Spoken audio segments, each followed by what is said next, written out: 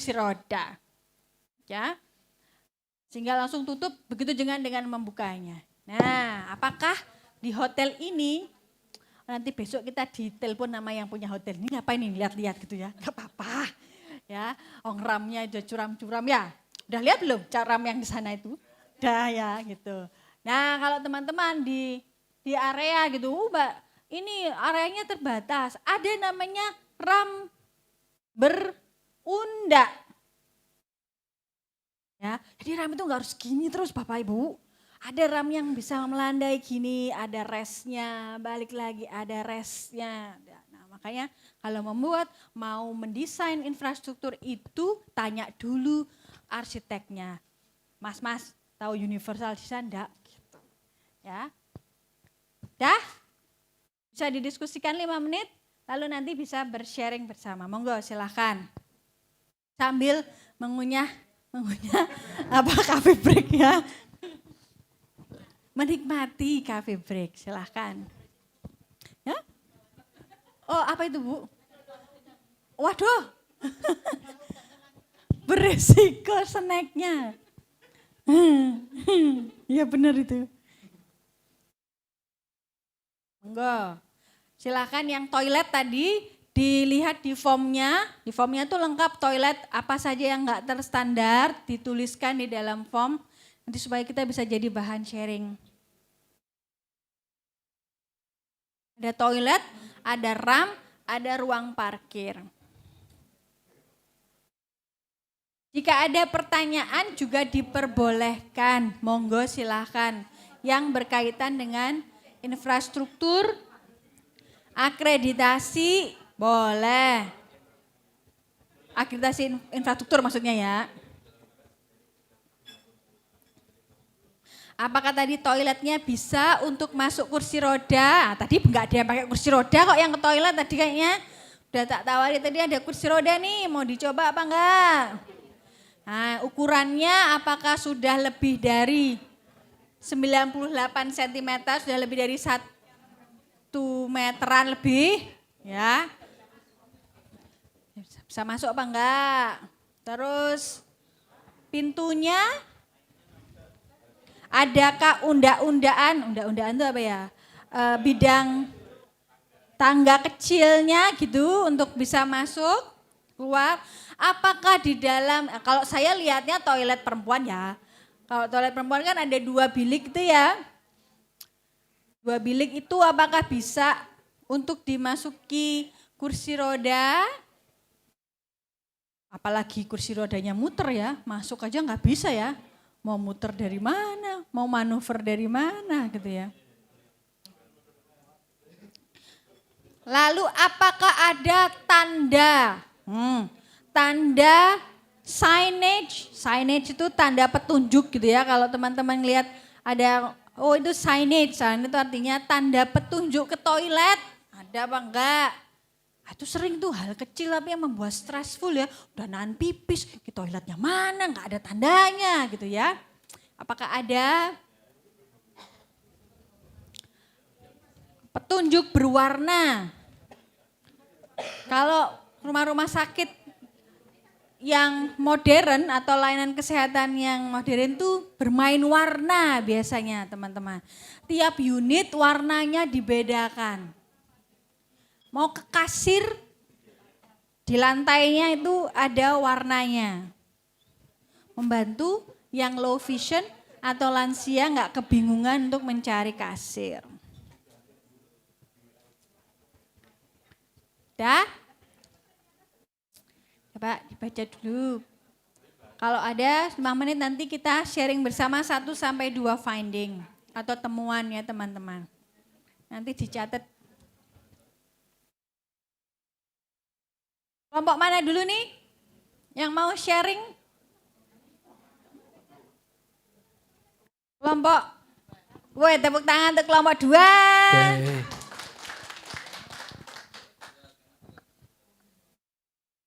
Enggak, toilet ya? Ya, toilet ya. Ya. Selamat sore.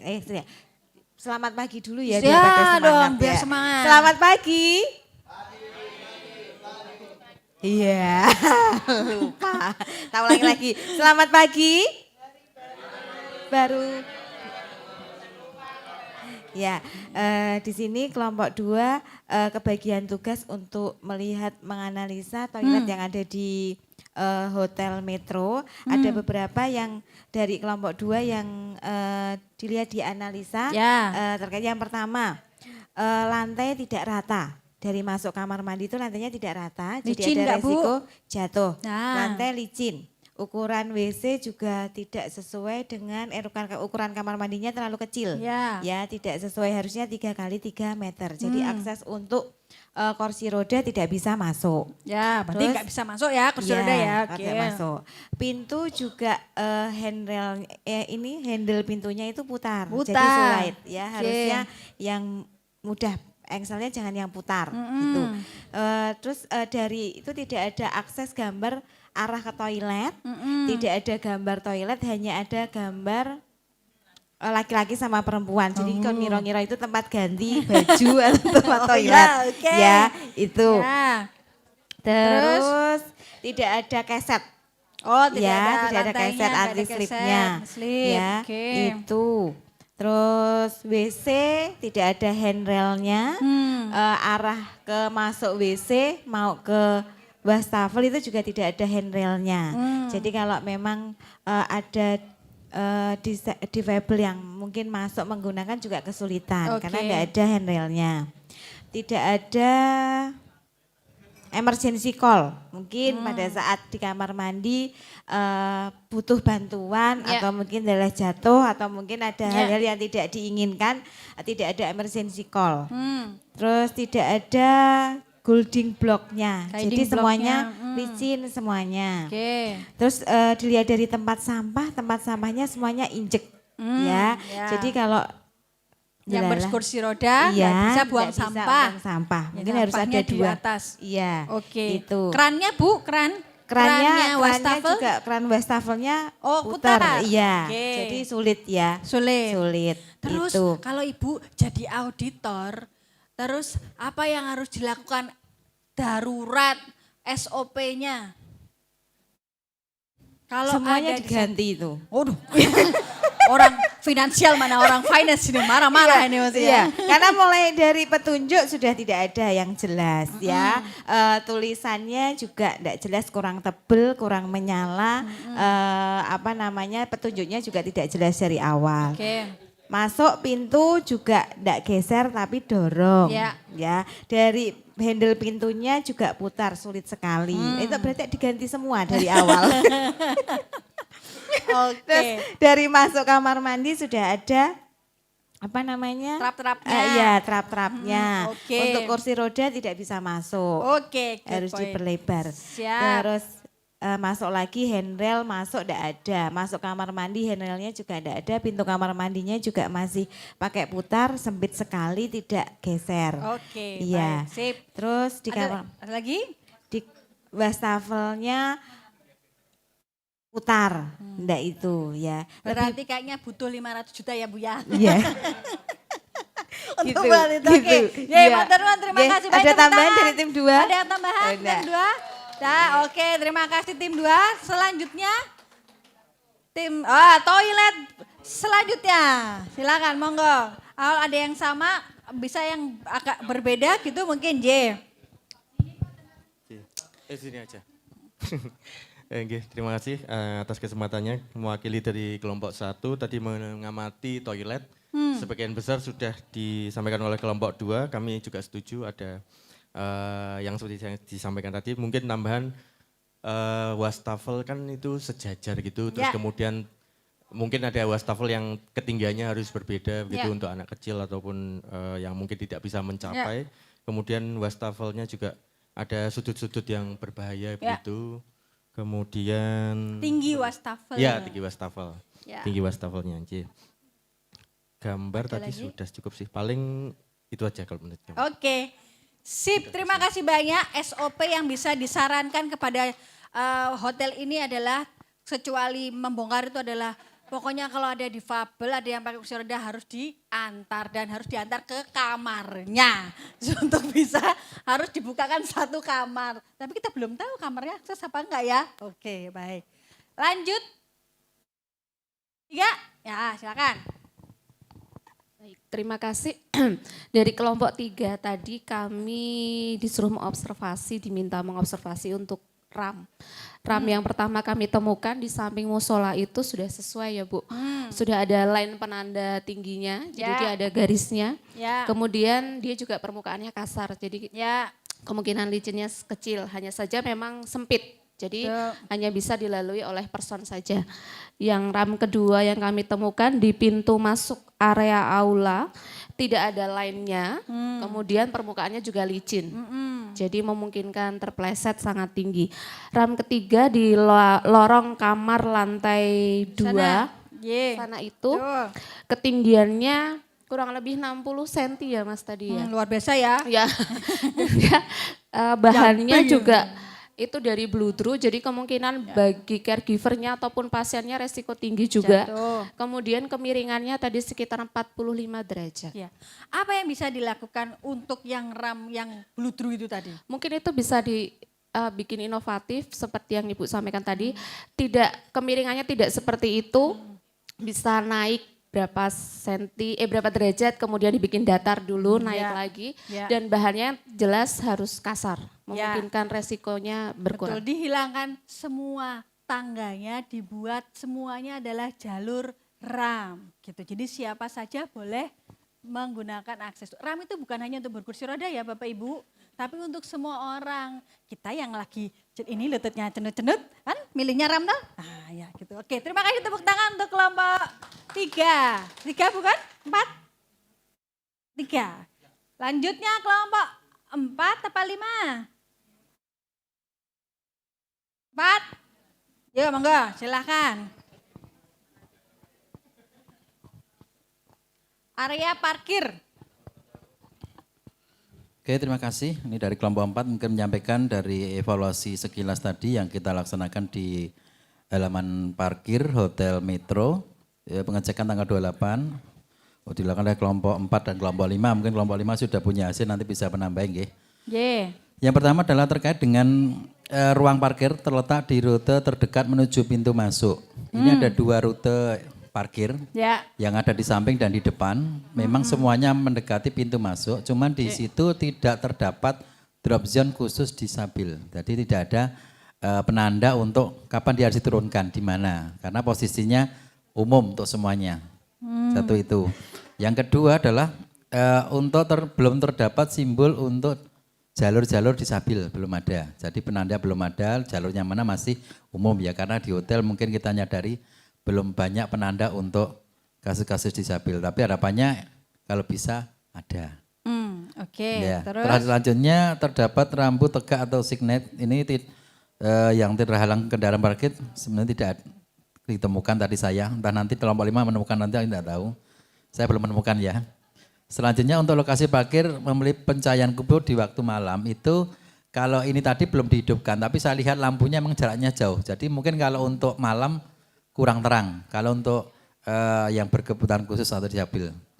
Selanjutnya untuk spesialis untuk tempat parkirnya sendiri, untuk lebar parkir masih mengacu di standar untuk non disabil. Nanti masih sekitar 2,5 mepet ya. Jadi untuk selanjutnya untuk permukaan parkir untuk di areanya sebenarnya sudah datar semuanya di bawah 2 derajat. Ada beberapa bagian yang sudah mengalami perubahan. Ada yang rusak, ada yang bergelombang. Walaupun memang baru sekupnya tidak semuanya, tapi sudah ada mulai harus pembenahan.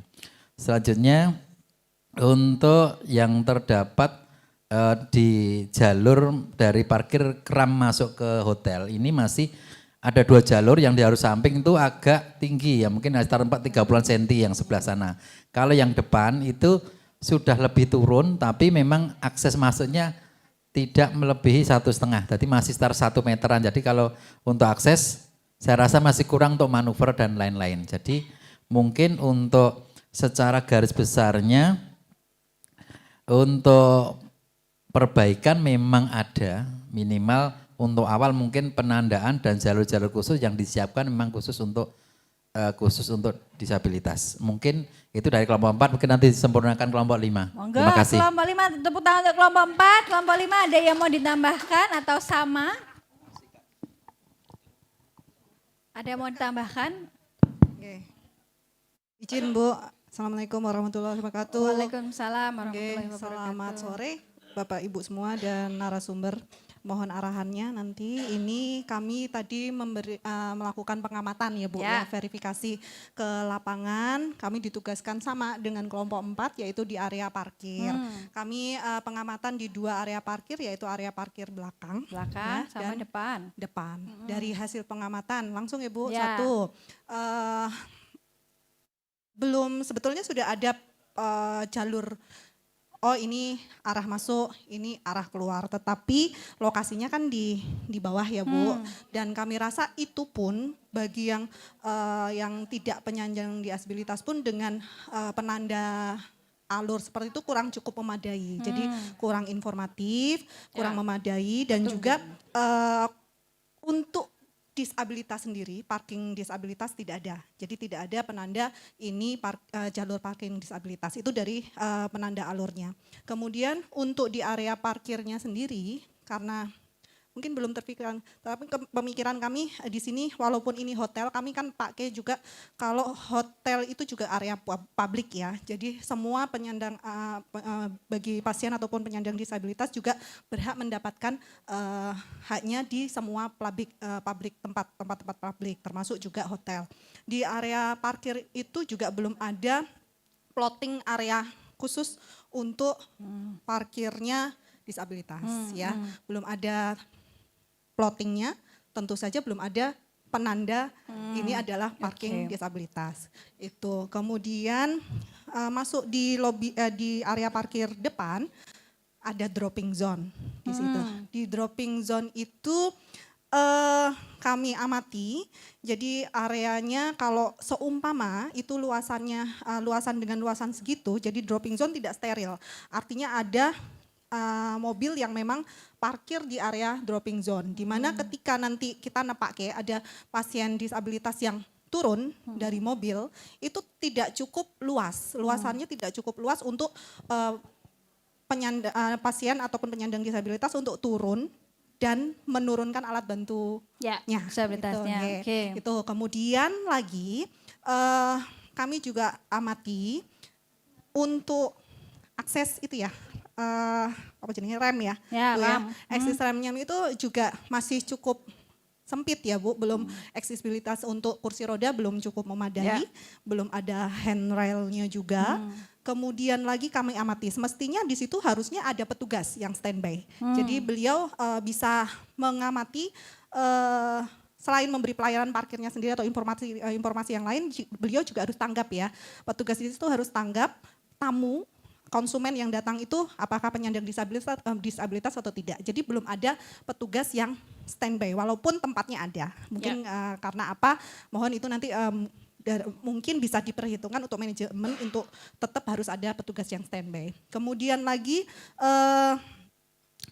bila mana penyandang disabilitas itu turun dan dia tidak membawa alat bantu gerak, itu juga belum kami temukan adanya alat bantu yang tersedia di situ ya Bu ya. Itu lagi dipinjam. Ya, jadi ternyata ada di sini, tetapi itu yang dari pengamatan tadi memang belum ada dari hasil yang kami amati tadi. Di luar ternyata ini sebetulnya harusnya ada di bawah, Ya. begitu. Oke. Ada tambahan lagi? Kemudian juga belum ada penanda ke ini ya, gedung ataupun di mana karena tidak ada tadi petugas yang mengarahkan, otomatis juga di situ tidak ada penanda juga akses untuk mau menuju pintu mana sih, mau untuk pintu masuk ruang utama sebelah mana itu belum ada. Oke. Begitu, ada tambahan? Ada lagi? Udah, cukup Ibu, Oke, mohon tepuk arahan. tangan Matur untuk nuwun. kelompok 4 sama 5. Untuk parkir concernnya adalah fungsional. Ya, fungsional. 1, kenapa ada parkir prioritas? Yang menggunakan lahan parkir itu adalah bisa si pengemudi, kalau di rumah sakit ya konteksnya ya. Kalau di sini kan leisure itu kan entertain, senang-senang gitu ya. Jadi walaupun nyampe sini tetap disabilitasnya maupun dia driving atau dia jadi penumpang itu tidak ada punya resiko. Kalau di rumah sakit drop, ya sebenarnya fungsi drop off ya drop off. Hanya menurunkan.